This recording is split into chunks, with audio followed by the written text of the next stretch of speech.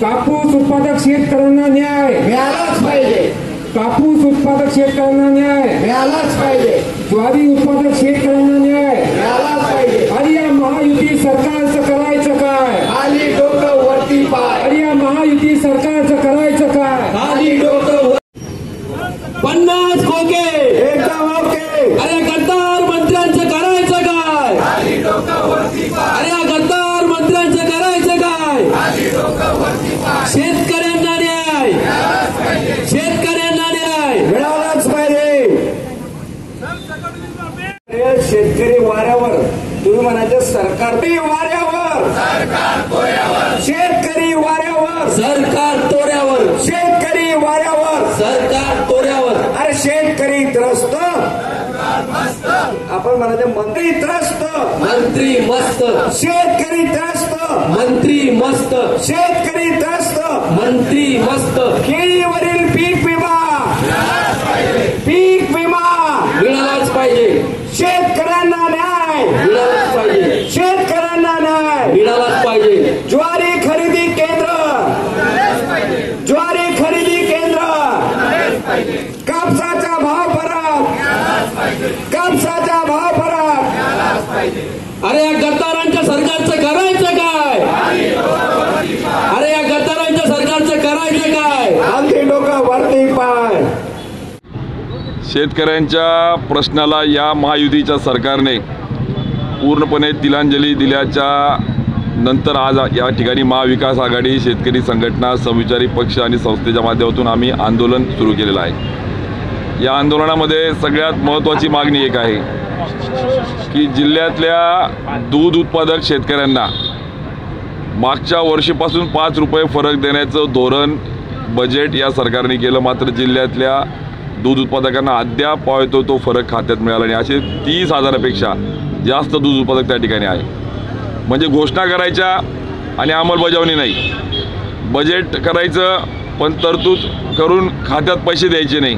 म्हणजे शेतकऱ्यांच्या दूध उत्पादनाची जी चेष्टा लावली तो सगळ्यात पहिला मुद्दा आम्ही घेतला आहे। जोपर्यंत दूध उत्पादकांच्या खात्यात पैसे देण्याचं शाश्वत आज उत्तर घेत नाही तोपर्यंत आम्ही आंदोलन या ठिकाणी सोडणार नाही आहे। नंबर 2 की 8,000पेक्षा जास्त केळी उत्पादक की ज्यांनी केळी लागवड केल्याची तालुकास्तरीय महसूल आणि कृषी विभागाने खात्री केली, जिल्हास्तरीय जिल्हाधिकारी कृषी अधीक्षक यांनी खात्री केली, आणि दुसऱ्या बाजूला हे कृषी मंत्री राज्याच्या सभागृहात सांगतात की केळी उत्पादकांची लागवड नाही म्हणून त्यात सगळ्यांना फेटाळण्यात येत आहे। या 10,000 केळी उत्पादक विमाधारकांना न्याय मिळाला पाहिजे, कारण की त्यांनी लागवड केलेली आहे।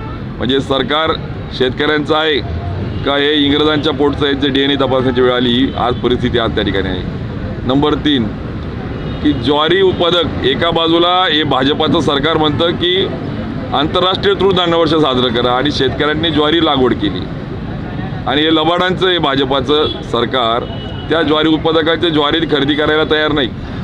एका बाजूला MSP घोषणा करायच्या, शेतकऱ्यांना फक्त या सगळ्या घोषणांमध्ये ठेवायचं, पण प्रत्यक्षात जिल्ह्यातली ज्वारी खरेदी केंद्र सुरू झाली नाही।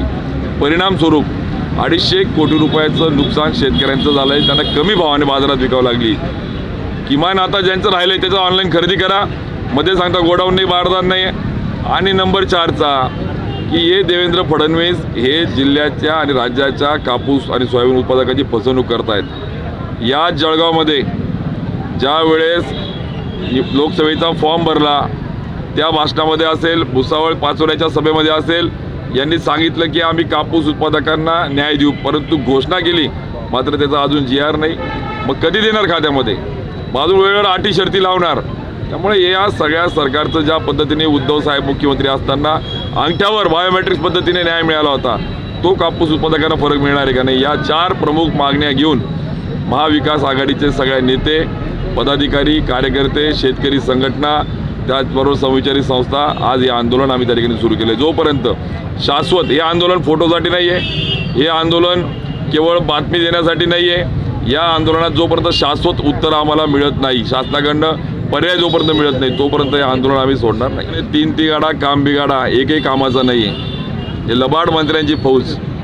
म्हणजे हे गुलाबराव पाटील, मी कायम बोलतो की एका बाजूला सांगायचे की मी शिंगाडे घेऊन मोर्चा करणारे आता सोंग करून बसले. आता त्याला कळत नाहीये कुठे गे केळी उत्पादक, कुठे दूध उत्पादक आहे. त्याला लाजा वाटत नाही का? दूध उत्पादक सोसायटीवर जेव्हा सगळे मंत्री संचालक आहेत पण बॉम्ब पडत नाही न्याय द्यायची.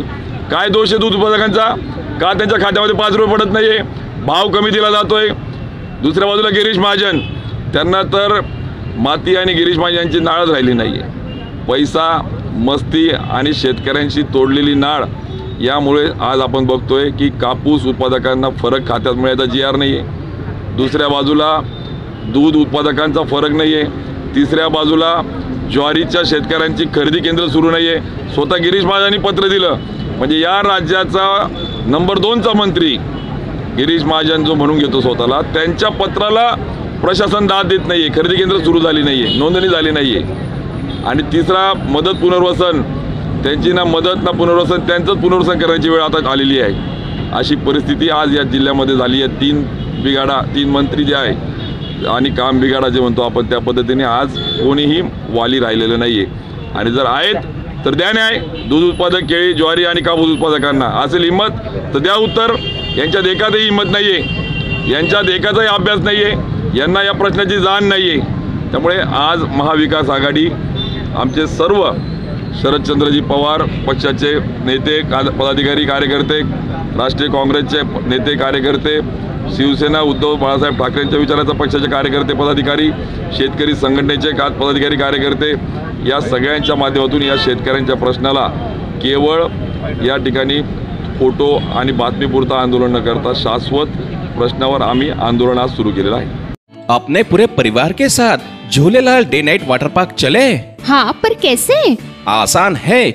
जलगांव में पहली बार Jhulelal day night water park Jalgaon city से पिक एंड ड्रॉप की सुविधा जो शुरू हो गई है। पर पर्सन सिर्फ 699 में पिक एंड ड्रॉप के साथ वाटर पार्क में पूरे राइड्स भी एंजॉय करो और पेट भर लंच या डिनर का भी आनंद उठाओ। पिक एंड ड्रॉप के लिए आज ही संपर्क करें 9890770859। Jhulelal water park end resort, अनुभूति स्कूल के पीछे, शिरसोली रोड, जलगांव।